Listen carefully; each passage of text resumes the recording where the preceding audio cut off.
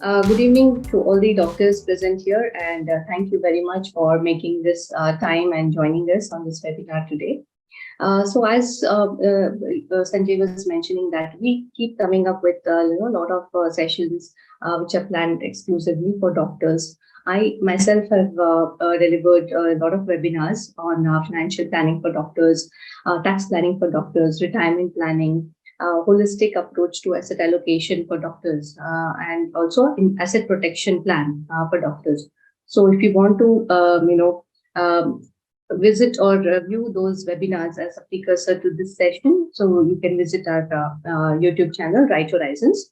So today, what we planned to do as a webinar was giving a different touch to the overall financial well-being and retirement planning for doctors.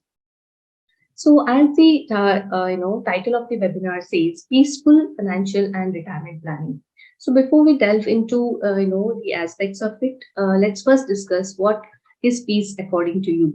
What When you talk about peace, uh, what is it for you? So, for different people, it means different things.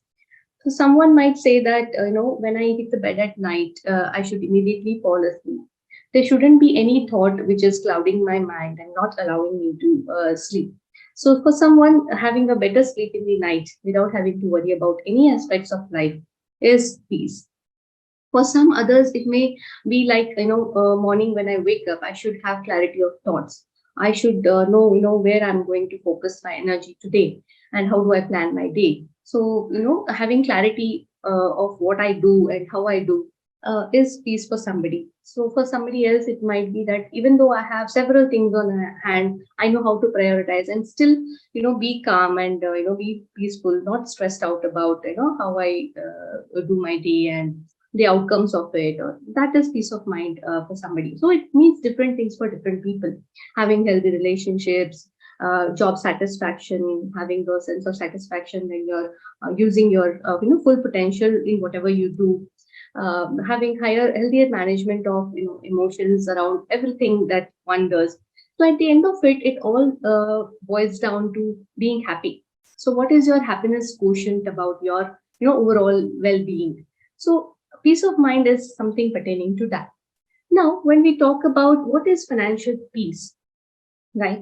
So there are different angles to it. There are different theories to it.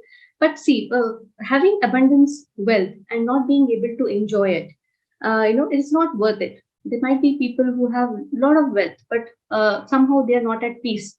Um, uh, Maybe because due to ill health, maybe because relationship struggles.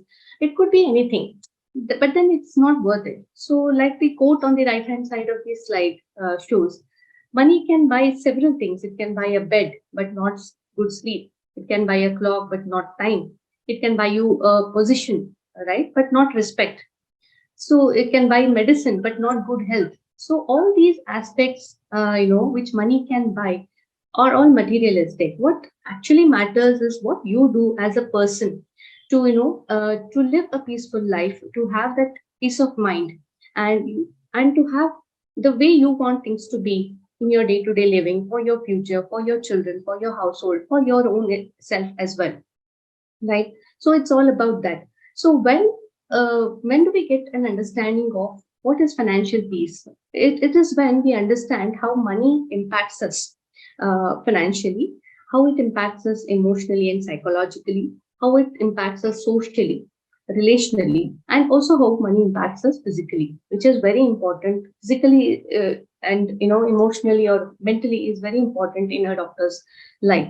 So once you understand how money matters, or how your financial decisions or your financial well-being is impacting your overall of these parameters, so that is when you try and figure out how do you achieve your financial peace. So let's begin by understanding how money impacts one financially. So in a doctor's career, it starts a bit late than any other professions. Everybody knows about it. So the first thing that comes in a doctor's life is repaying the education loan. So what it starts with that, and then slowly the career takes off, and then there's no looking back. There is good amount of earnings, lifestyle change, getting married, having a family, and the journey begins there. But initially, whatever decision a doctor makes, how do you repay that education loan? How fast or how slow, right? And what you did, what you plan to do to repay that education loan. So whatever you do in your initial stages of life impacts how, in some or the other way, has an impact on your overall financial well-being and your long-term perspectives also. Similarly, when you plan your savings, savings might be a little late because as it is, doctors have delayed starting career, and they have, because of the rigorous studies, internships, and getting into a good job or a good setup, whether it's a clinic setup or whether it's a hospital setup, or whether it's a combination of being a consultant and having their own medical setup. So whatever the things are, your savings, the decisions that you make initially, because of the lost time, you want to also enjoy the lifestyle that you are able to. So whatever decisions you're doing has an impact on the overall financial well-being for the long term as well. So that is how money impacts a doctor's professional life and a doctor's personal life as well, as one goes. The good, bad, ugly, we all know how to swim through it, right? So, yeah, then comes an important aspect of tax planning. I have dealt with in very detail tax planning for doctors in my another webinar, which was about 3 to 4 months ago. So, I'll just touch upon briefly here. So tax aspects are a little different when both husband and wife are working. So what are the tax aspects? Is both are working, both are in higher tax bracket, and how do you go about it? HUF can be one option, and having a good tax consultant is always worth it. Even though even though online portals are very easy to use, but still we because in doctor's profession there's lack of time. So always make time for approaching a tax consultant well in advance, and having this tax exercise on a very deeper level and well in advance will save you a lot of money. So this has to be coming as a priority in your overall financial well-being. So tax planning when both husband and wife are working, tax planning when you have a business setup like a small hospital or a clinic, and when you're working as a consultant, you usually go for a presumptive income tax, schedule, and things like that. So it is different for different types of doctors. So approach it, but don't delay. So similarly, when it comes to tax saving investments, doing anything in the last minute just to save tax, it's a big no. So what I was trying to say is everything has to be planned in the beginning of the year when it comes to tax saving aspects. So these aspects are something which impact you overall, in the long term as well. So having discipline in tax planning is very important, especially for doctors. So in short, having a good financial plan will always help you and keep you financially fit, right? So how does money impact one emotionally and psychologically? So it's like this. So in medical scenario as well. So there are a lot of patients who feel treated, or who feel they'll become all right just by visiting or seeing their regular doctor. So even though they don't prescribe any medicines, or they don't just it's not about that. It's just that the moment they talk to them, they go and share or vent out, they feel a sense of they feel that they are getting better. So that is something which is psychological in a patient. So similarly, when it comes to finances, it's very different. Psychology is something like risk aversion, or what your investment history has been, how you have done, how you have dealt with a situation of debt or a loan, how you have dealt with a situation of your business not doing well. So all those come in as an experience where you start taking a psychological angle to your financial decisions. Even money is something which is very close to the heart for all of us, and we don't easily share money matters, or we don't easily discuss about money matters with anybody just like that. There has to be a compatibility, only then we tend to open up about our finance, discussing about finances and things like that, right? So it is a very emotional aspect, and most of the times every individual tries to look at financial aspects emotionally. So it's like this. So a doctor never treats or never performs a surgery on his or his or her own mother or father or children, right? So it's always somebody else who performs on them. Even the best of the best doctors, follow that. Why? Because the doctors are emotionally attached, to the persons.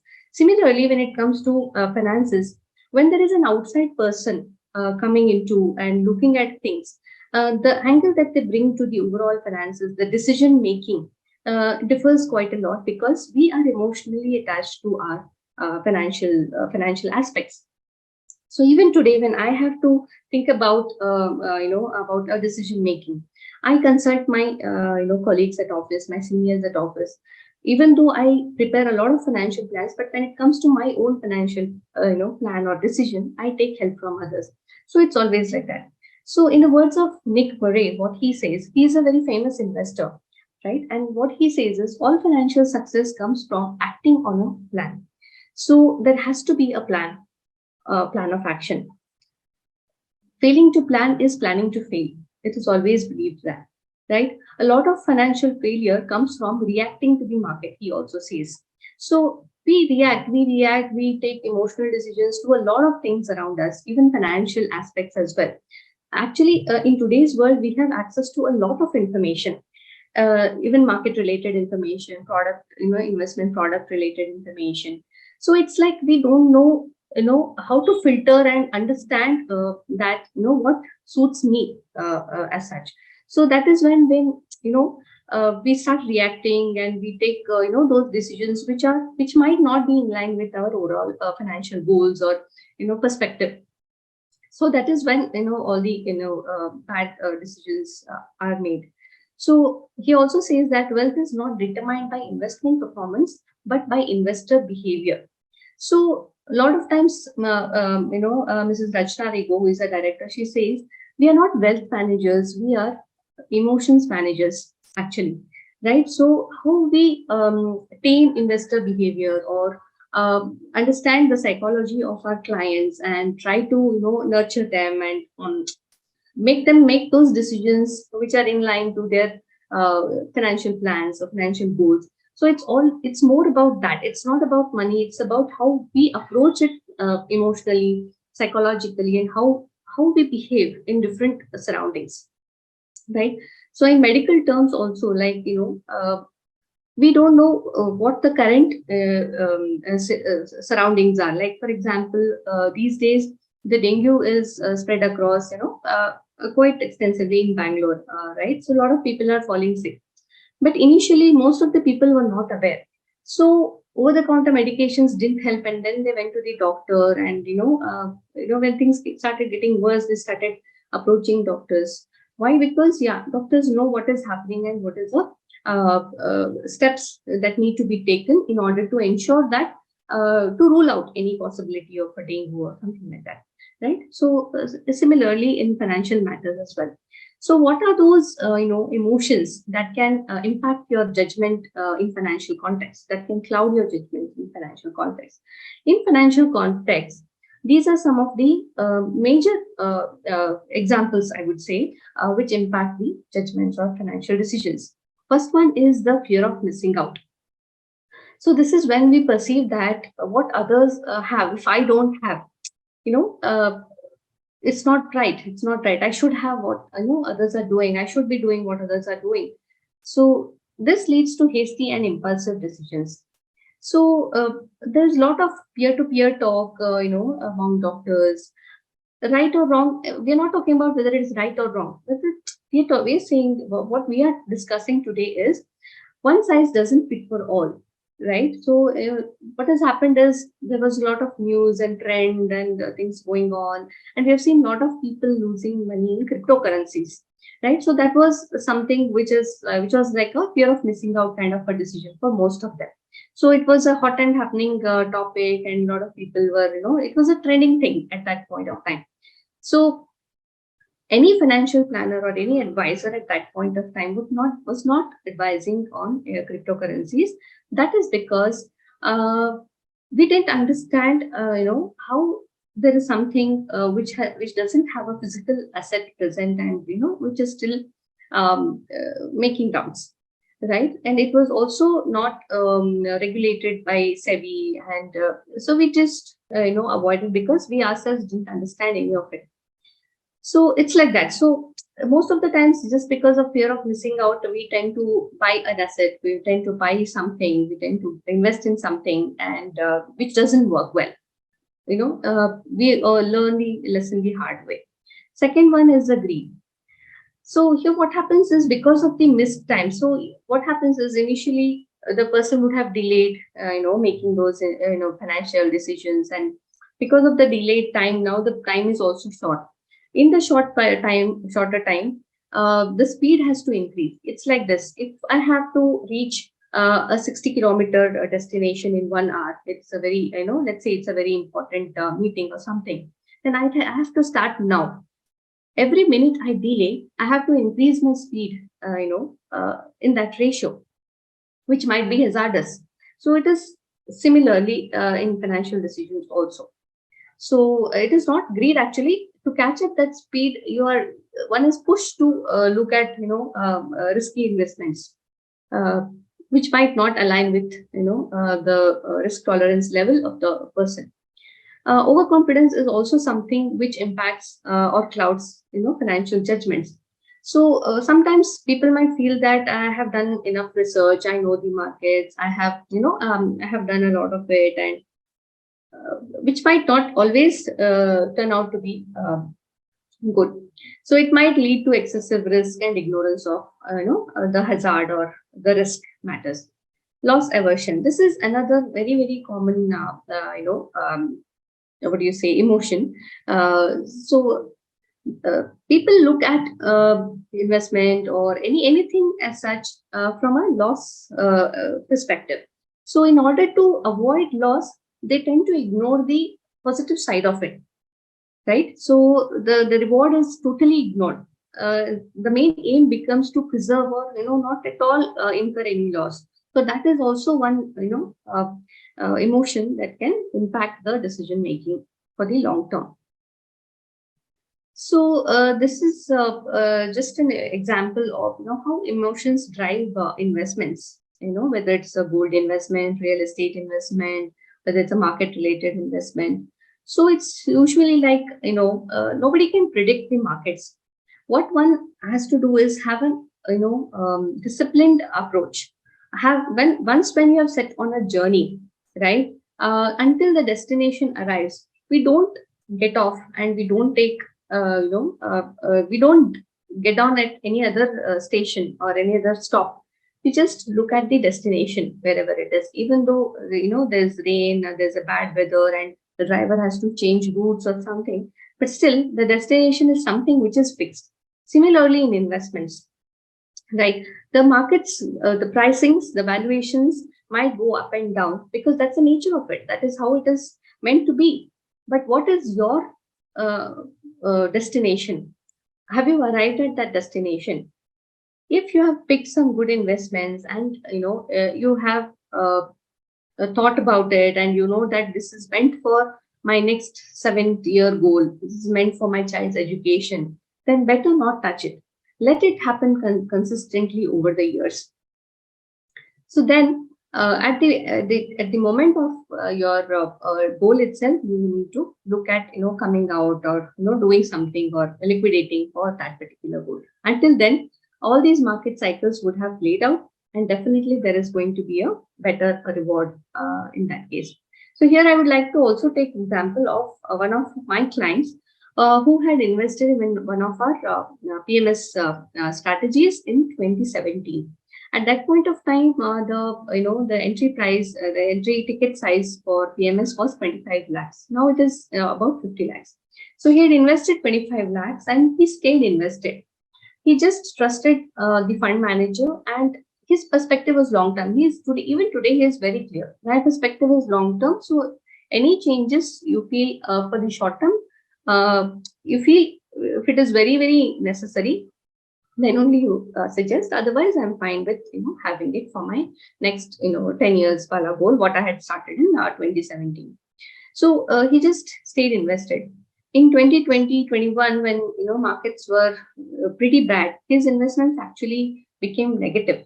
So till 21, 22, it was like the growth was not there at all. So 25 lakhs had become 21, 22, or something like that. And but he stayed invested. Now today his portfolio has grown to close to about 69 or 70 lakhs. So you see the result of patience is quite high. It is always rewarding to have patience and discipline in investments, in markets, or anything per se, right? So that's how you should avoid having emotional intelligence, or help or understand or tame your behavior towards how you make financial decisions. Okay, it all comes through self-awareness, how you look at it socially and relationally, how you self-regulate yourself and make those better financial decisions. If you're working already with a advisor, and then he or she will always help you to do that. So it's like this. It's like saying that, yeah, whatever, I've come to you because you're an expert, and even though you share your side of the story and you enter into a healthy discussion and come around a decision what to do with, it's always good rather than just taking decisions one-sidedly, right? So that's how you do. So here I would like to share this recent video or a scenario which went viral actually. He's a very very simple old man living in a small town. He holds shares worth 8.5 crores of L&T and 2 crores of Ultratech Cement and about 10 lakhs worth of Karnataka Bank shares. So he has held it over a long period of time, and let's see what he says in this video. It's very inspiring actually. कितने shares are तुझ्याकडे? 27,000 27,000 855 L&T shares. L&T. L&T चे यानी काय येणार? आणि Ultratech. Cement. जसे कितले shares? 2,475. कितले shares? बाबा. खुश झालं मग. आणि काही टेन्शन नाही. पुसून खाऊचे. आणि करणार ते होते ना सर. आणि काही नका बसून खाऊन जेवून एन्जॉय करण्यासाठी.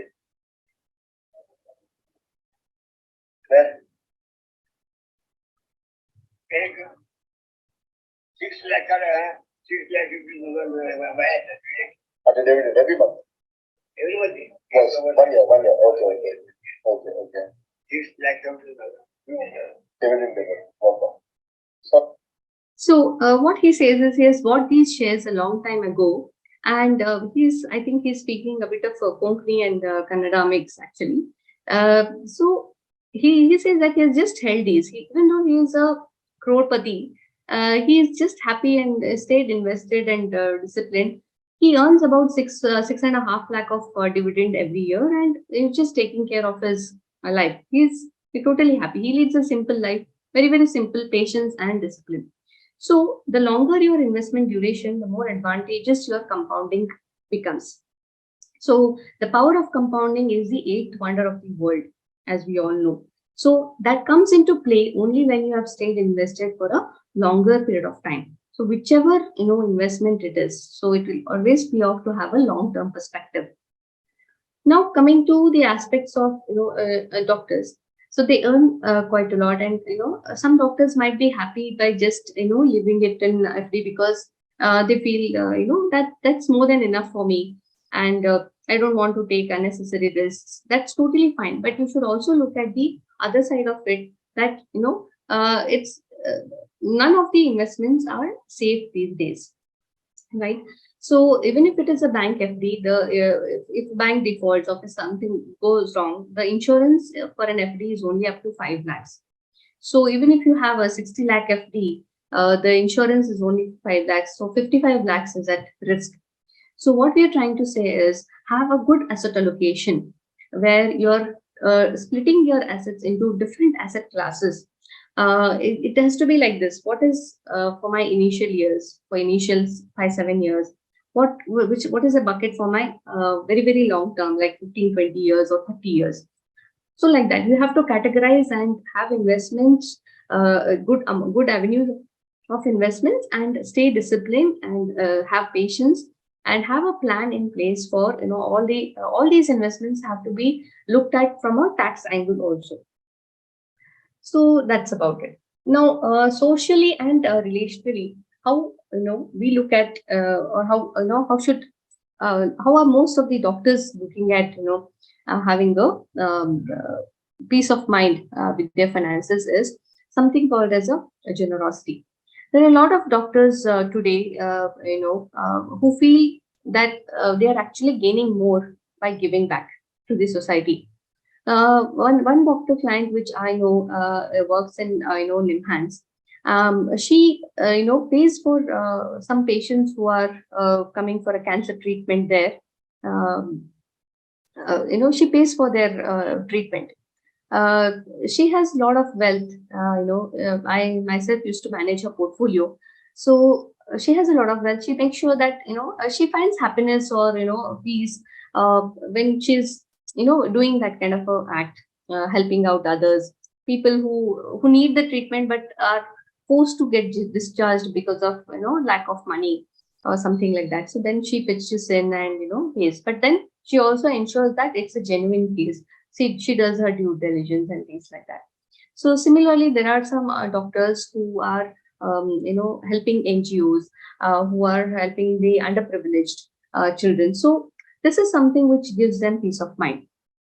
So it's a sense of gratitude that God has given me, abundance of wealth, and why not I pass it on to the society. So once there was a scenario where I know somebody stopped working or took a early retirement because he or she felt that I have enough, and what is the use of earning so much when I already have enough, and that's enough for me. So then some I think some not priest per se. Um, Somebody like Ravi Shankar, or maybe Art of Living, where he or she went, they said to her that if you have the capability of earning more, why don't you earn and give it back to the society, and help the needy? So that way you will have a sense of satisfaction. You'll not be bored with the rest of your life. You're doing something and giving back to the society. So some people find financial peace in being doing some generous activities. So that is also a lot of doctors are doing, and which is a very excellent way to do it. So, Mr. Dave Ramsey says that I believe that through knowledge and discipline, financial peace is possible for all of us. So, we also say that financial success comes through financial peace, having good knowledge about the overall financial well being, and having a discipline, and it's a mindset game altogether.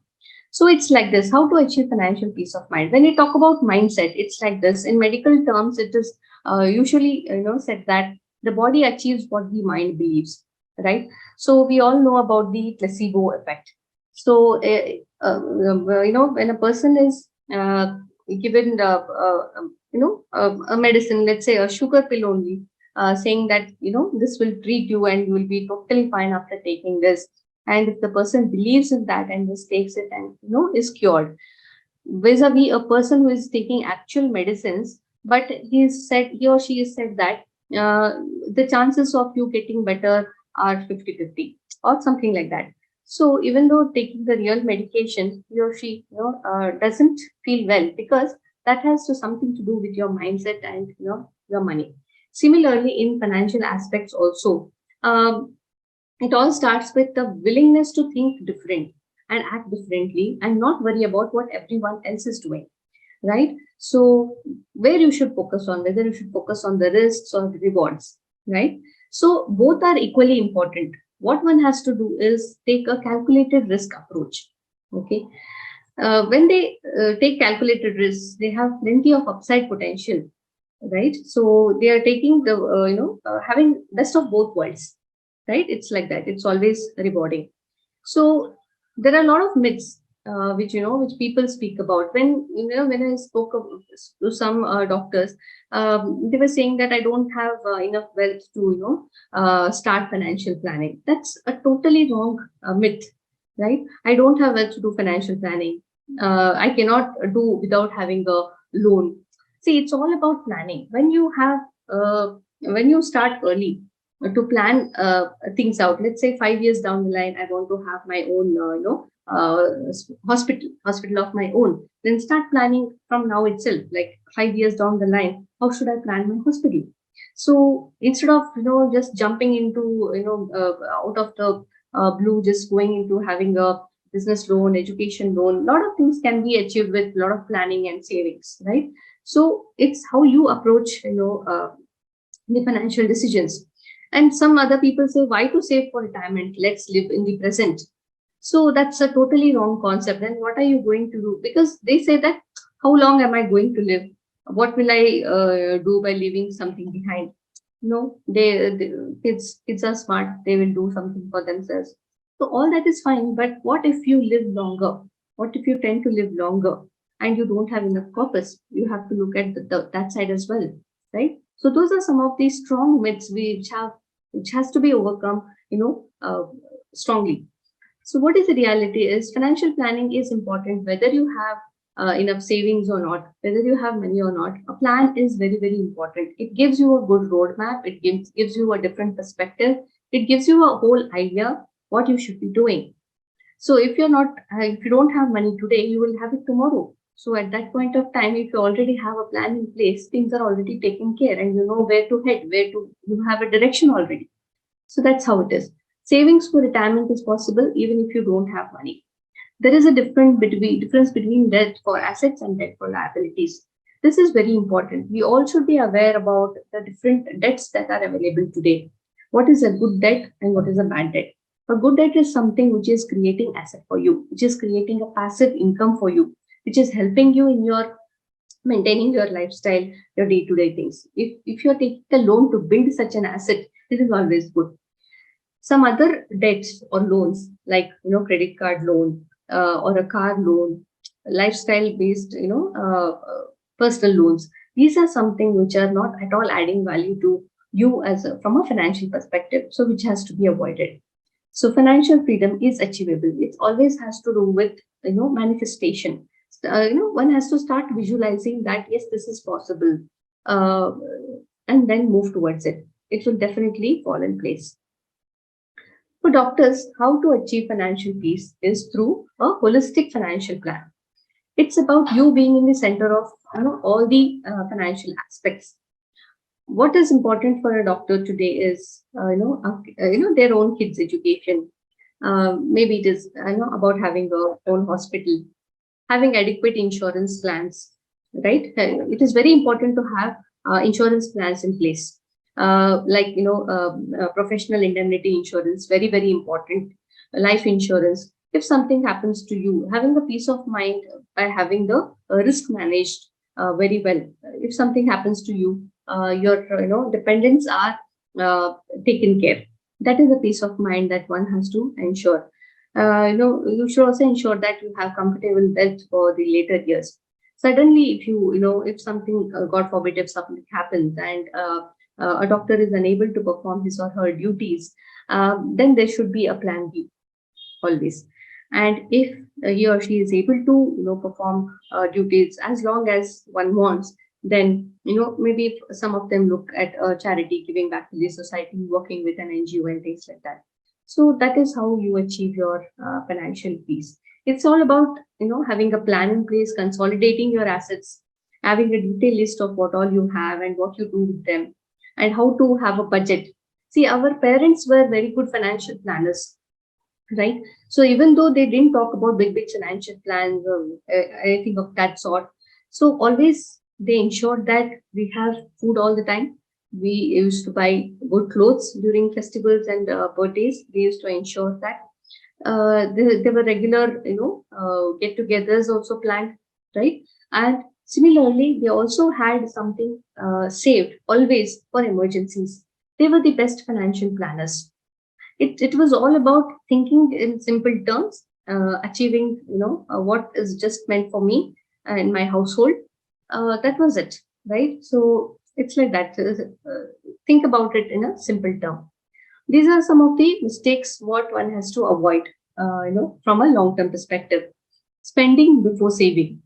So saving has to be automated. It has to happen before you end up spending. It has to happen in the beginning of the month when you get your paycheck, right? Rather than thinking about it that end of the month, if something remains, then I will save. That's a very very wrong concept. And investing directly without having a roadmap or without having a financial goals plan is like shooting in the dark. It's just that without any purpose, you're investing and you don't know where it will head and how it will help you. And that is a big mistake that one should avoid. You should the always it is always better to have a goal-based investment strategy, which will go a long way, which will ensure you have the best of both worlds: risk adjusted reward and inflation adjusted, returns. So longer the perspective, the beforehand planning, it is all about that. How do you meet debt? How do you repay your loans? Planning for that with savings also matters a lot. You should focus, more on buying assets than buying liabilities, right? Having insurance plan, not having insurance plan is another big mistake which doctors should always avoid. So most of the times we see that when we talk about retirement, it is looked upon in a very negative sense, right? Like no, I'm not so old to think about retirement. Is the first thing that we get to hear. So it's like this. It's retirement is not a end point, but it is actually a starting point for the next innings of life. So maybe there is something which awaits after that line, right? So how do you approach that? So when you stop living at work and start working at living, that is something called as retirement. Often when you think you are at the end of something, you are actually at the beginning of something else, right? So there was a small survey done which said that 32% of the respondents had a negative feeling or negative thought process about retirement. They felt that retirement means not having enough savings. Retirement means it can be a boring life, lack of purpose, depending on others, or loneliness, ill health, and things like that. 68% of the respondents had a positive outlook towards retirement. For them, it meant, spending more time with family, tension-free life, not having to worry about, working to earn a living, right? More independence, to look at, how do I pursue my aspirations, do something what I love. It's all about that in these days. It's about following your passion, right? That can be a totally new beginning for you, right? So there are more doctors, retiring early these days. It's about readiness. It's not that, people are retiring. It's about being ready with, enough resources so that they are able to pursue their passion. They are able to do something which they always wanted to do. And because of the lack of time, they were not able to do. It's about being ready. But in India, the situation is a little different. So in India, there's need for more and more doctors because the ratio of doctors to people is the gap is very very wide. And so there was also a survey where I was reading that only 80% of the qualified doctors are working. Another rest of the 20% have either migrated or have retired, or they are no more. It could be anything. So there's a need for more and more doctors in coming years, is what the survey said. So, and also the more experienced the doctors, the better it is. That is one of the ways why, one of the reasons why doctors tend to earn for a longer period of time. The more the experience, the better it is, in a doctor's profession. People want to come to a doctor who is, old, who has done a lot of surgeries, who has been there like 15, 20 years, 25 years. They always look upon to having such expertise in the medical fields. That is one reason why senior doctors continue serving the people, serving community as long as they want.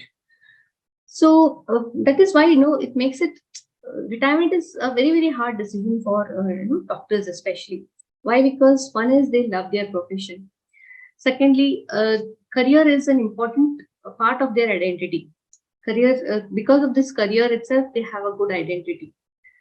Some of the doctors are also worried about their patient's future. If I stop visiting this patient, then how is he or she going to recover? Or they feel that I should be there for him or her, because of the complicated scenario, complicated situation. So that sense of feeling, that sense of responsibility is always there for the doctors. Sometimes it's also partly because their career started late and they want to work late. So sometimes it's about having regular income, and maybe this lifestyle thing also, where the lifestyle is very expensive and the cash flow is very important for them and their family. And sometimes the feeling that maybe I have not saved enough for my retirement. So that could be some of the reasons. So why do we stress so much on retirement planning for doctors? It is because, as per this survey conducted by ET Wealth, 2 in 5 Indians have not yet started retirement planning, and about 61% of them worry that savings will deplete in 10 years. So they have not, there is a lack of awareness. There is a dependency on, children or other family members to take care of them once they decide to retire. Some feel that there's a lot of inheritance which will take care. Why should I plan for my retirement? But you never know. So a person, it's like it is like this: a person who has a 5 crore, 10 crore worth of assets might not have 50 lakhs as liquidity, whereas a person who is having an annual income of 20-25 lakhs has a 2 crore worth of portfolio. So it's all about that. It's about having the right set of assets for the right reasons, for the right goals, right? It's about that. So sometimes people say it's too early to think. A number of reasons why people don't plan their retirements like it is listed here. Sometimes it's also because they don't have a trusted advisor. In this financial planning and wealth management, trust is a very important factor.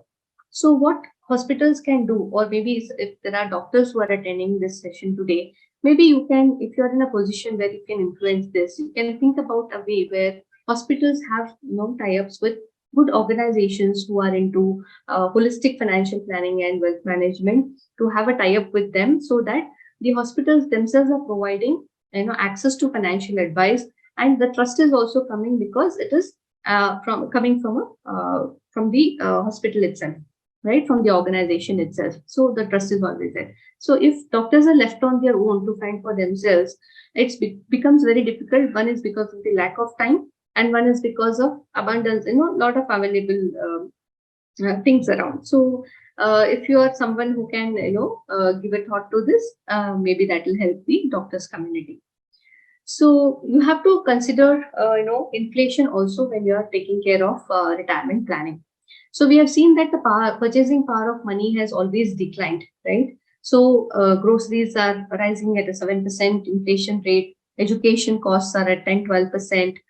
Even maids and servants' salaries, and drivers' salaries, and everything are increasing at a 10-12%, right? So inflation is something which has to be dealt with, and the corpus, when we calculate the corpus, what we need for retirement has to be inflation aligned, right? And the rate of return minus your inflation, there should be at least a gap of 2%. For example, let's say the inflation today is 7%. Your investment should give, the bucket of investment should give you about 9% return overall, at least a 9%. So then you are in good shape. So this is a small projection, which calculation I did. I thought I'll share with you all. Let's say somebody is 40 years old today, and he or she is looking at an expense of a lakh per month. So wants to have a corpus at 50, because after 50 he or she is planning to do something aspirational, something different, that is quitting the full-time work. So then what is a corpus he or she should have, right? So if you see this chart, how the expenses are projecting or growing over the years, with a 7% inflation rate, you will see that every 10 years the expenses are doubling. You see the projection there. So that is how your purchasing power of money is growing. Maybe after a certain point of time, the inflation in India might not be 7%, it might be 6%, but we never know what future holds. So it is always better to work with a conservative approach, that is having 1 or 2% higher inflation, higher percentage as an inflation consideration, and being a little moderate about earnings or rewards or returns expectations, right? So if this was a scenario where 1 lakh is a requirement, then what is the corpus that one should have at after 10 years? If you're expecting a 7% inflation and a 7% rate of return, you should have a corpus of at least 8 to 9 crores at the age of 50. And what it means today is the corpus of 8.85 today, it means about 5 crores. That means if you have 5 crores today and if it is growing at a 7% rate of return, you can set it aside for your this particular goal, and it will take care of the expenses till your 85 years of age. Similarly, for 8%, 9%, and 10%. So you can see that the higher the return expectation, the lower the corpus required, because the compounding effect is like that, which is taking care of all the aspects. Now, retirement is all about having a alternative income. It's not about your life coming to a halt. It's about having a plan B. If for some reason you're unable to work for whatever reason, what will you do for money? So these are some of the questions which will help you understand how your passive income should be designed, or what is the level of income you should be having as a backup plan. You might not choose to retire, but still as a readiness, it is called retirement readiness, or a readiness for a situation. So what is it, how to approach it? Then you can look at questions like, what is your reason for seeking a passive income? Why do you want a passive income? Whether it is you're looking to earn a bit of extra money for the holidays, or whether it is to learn something new, whether it is to cover your loans, whether it is to buy something in life, better financial security, or altogether you want to replace your income entirely so that you can stop doing a full-time job and you want to do something which you always wanted to do, like I was saying in the earlier days. So all these questions will help you understand what type of passive income or alternate income one should choose. So when it comes to passive incomes, most of the times we have seen that the easy avenue is these insurance pension plans, right? Pension plans, and there's a lot of confusion between what is a pension plan, an annuity plan, and an income plan. So when it is a pension plan, you should always understand that the word pension is always taxable.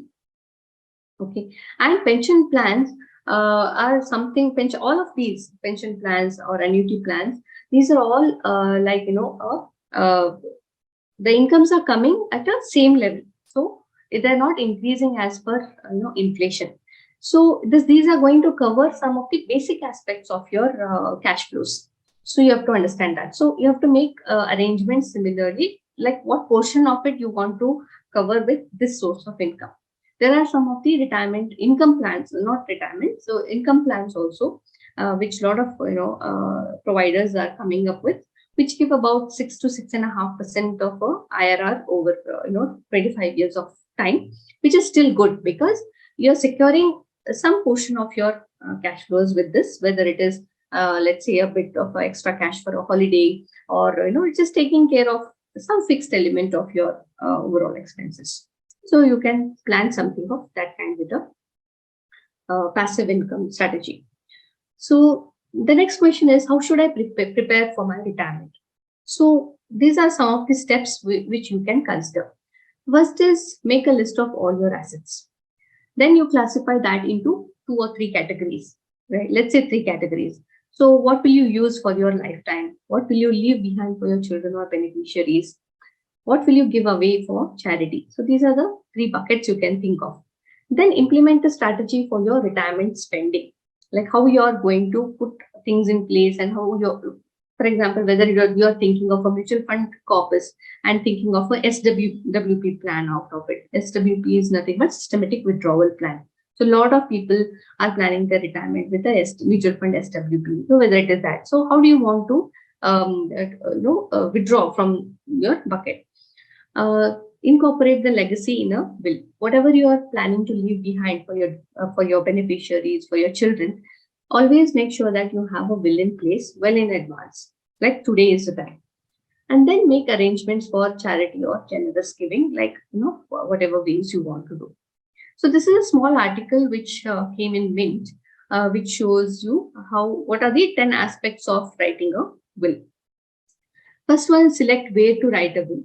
Can it be written on a plain paper? Whether it should be typed and registered. So these are some of the decisions which you have to make.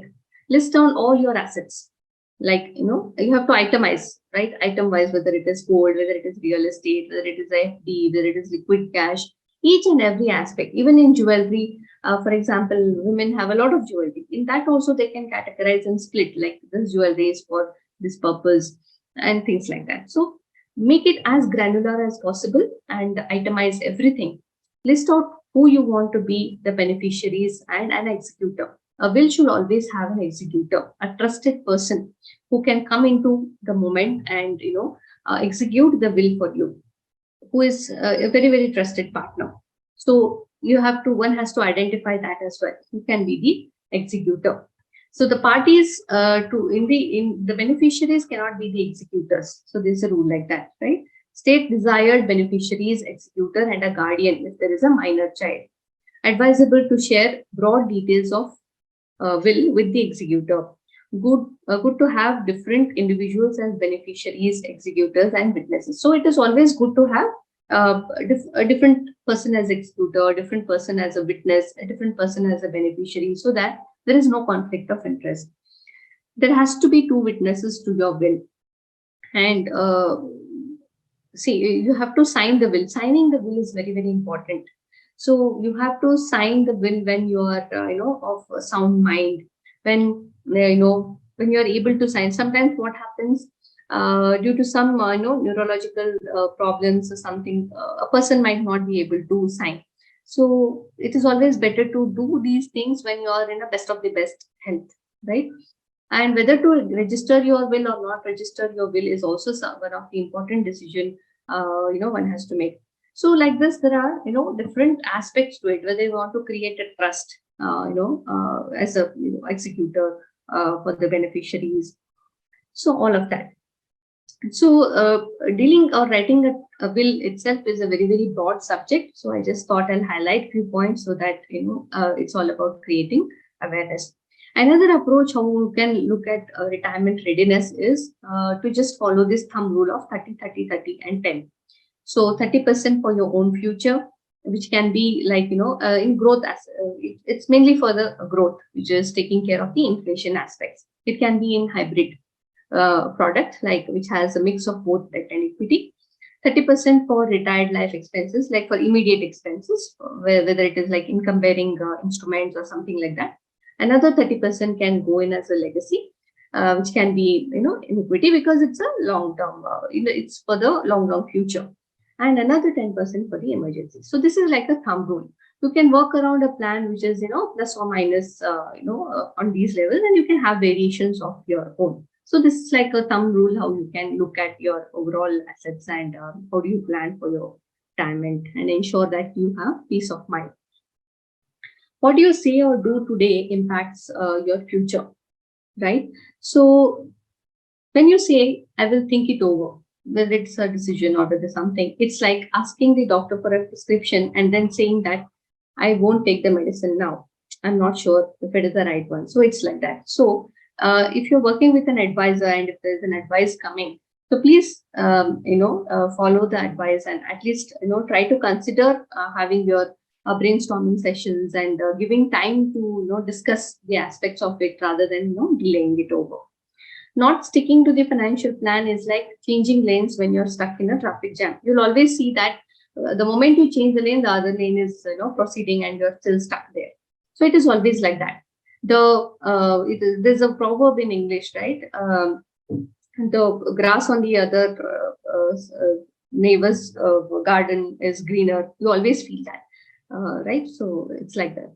So dealing this decision to start an investment is like delaying an important trip in your car. Like I was saying, right? If I have to drive somewhere 60 kilometers and I have 1 hour of time, I have to start now. Any minute of delay, 10 minutes, 15 minutes, if I delay, then I'll have to increase my speed unnecessarily and get into a hazardous situation.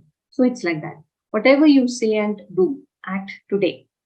So, what are the key takeaways of today's session? Is having a plan is very important, doctors. Giving direction and time horizon to your investments is very, very crucial. Do not ignore the inflation. Always consider having, assessment of your corpus, of your requirements with the inflation projection. Consolidate investments and assets, and have something in one place. For example, what the wife has invested, or where the wife has stored, saved the investments, the husband doesn't know, and what husband has done, the wife doesn't know. It shouldn't be a situation like that.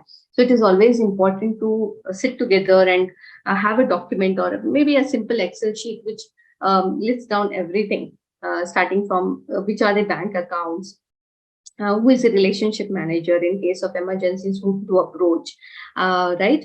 What are the different types of policies, whether it's a medical insurance, the claim process, right? So if you feel that your eldest child is, mature enough to, look into some of these things and share it with them. So it's about having a very, very holistic approach, and not thinking that it's too early, it's unnecessary. You never know, right? Especially in the doctor's life, where there's a lot of stress, a lot of uncertainty, the possibility of contracting diseases are more.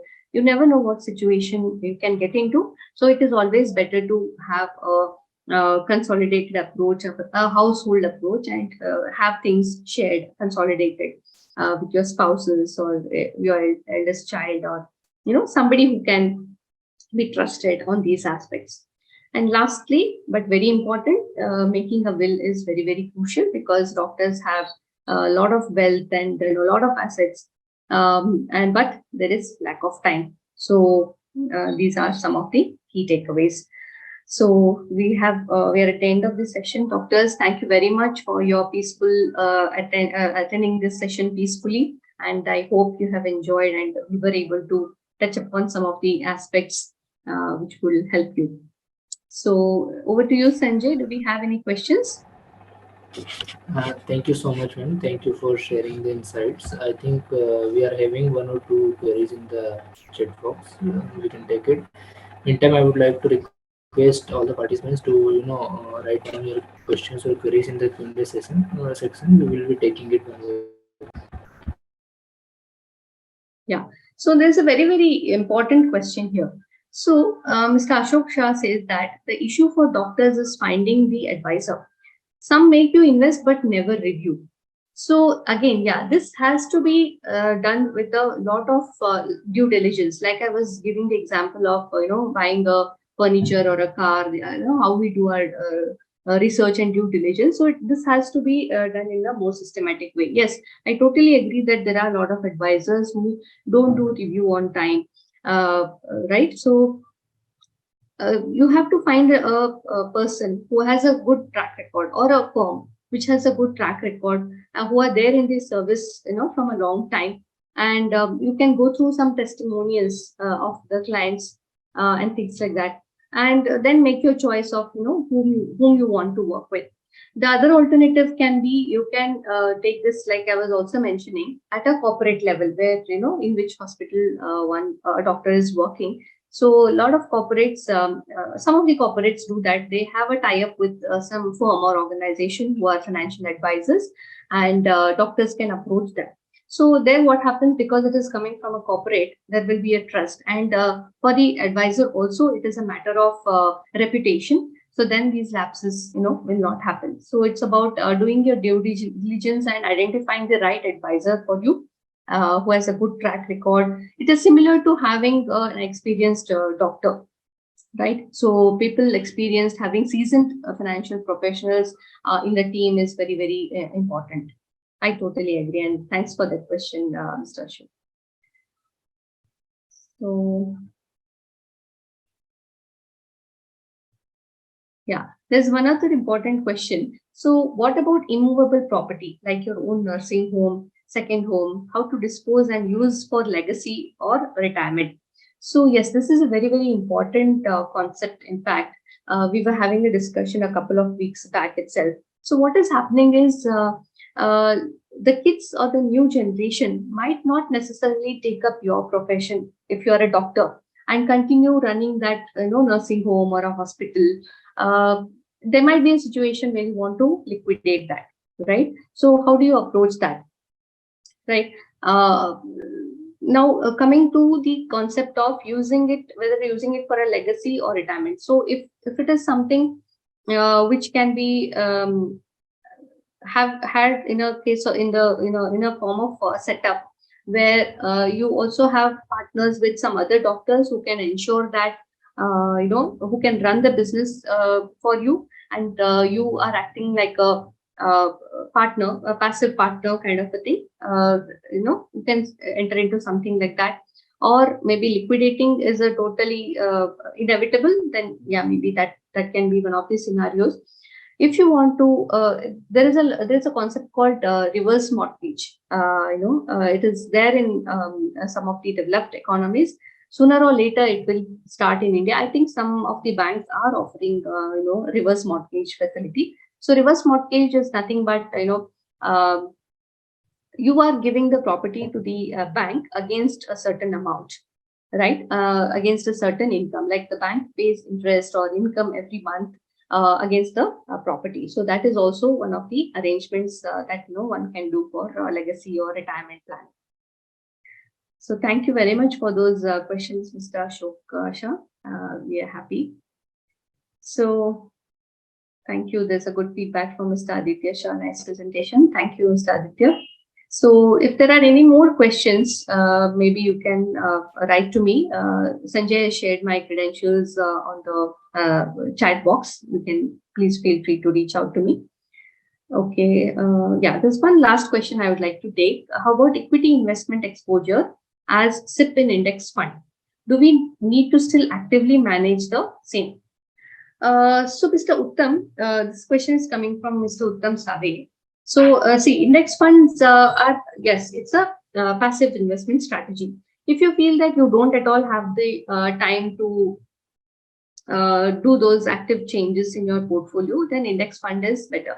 There also, you don't have to actively manage that, because it is simply replicating the index. If the perspective is long term, and if you're okay with the index kind of a return, which are normally on a conservative side, if you're okay with that and if you're comfortable with that, there's nothing wrong in doing that.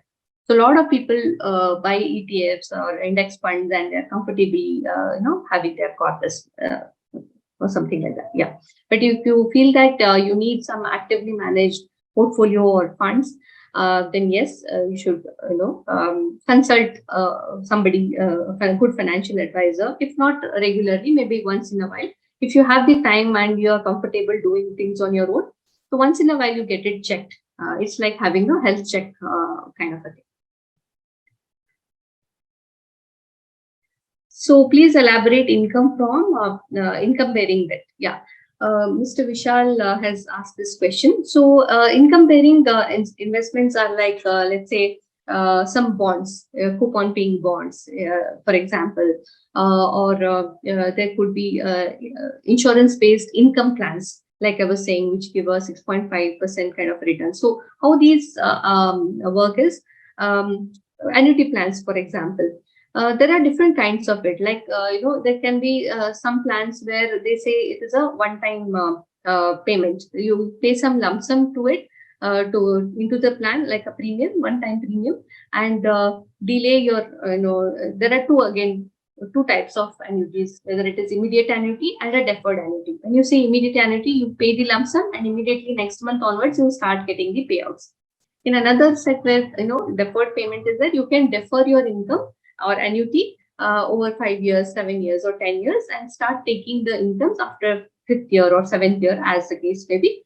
So then what happens? You are giving the one-time premium to them, and it is growing at a 6%, 5%, or whatever their rates are. It's passively growing there, and out of that, they'll be able to give you incomes for stipulated periods of time. You have to choose the period of income also, whether you want the income for 10 years, 15 years, 20, 25 years, and things like that. So these are some of the income-bearing instruments. Similarly, we have income plans from some of the providers. Then what happens? You have an option of regular premium payments. Every year you make some, 5 lakhs kind of a payments. Why I'm saying 5 lakhs is above 5 lakhs is taxable now. From this year, the rules have changed.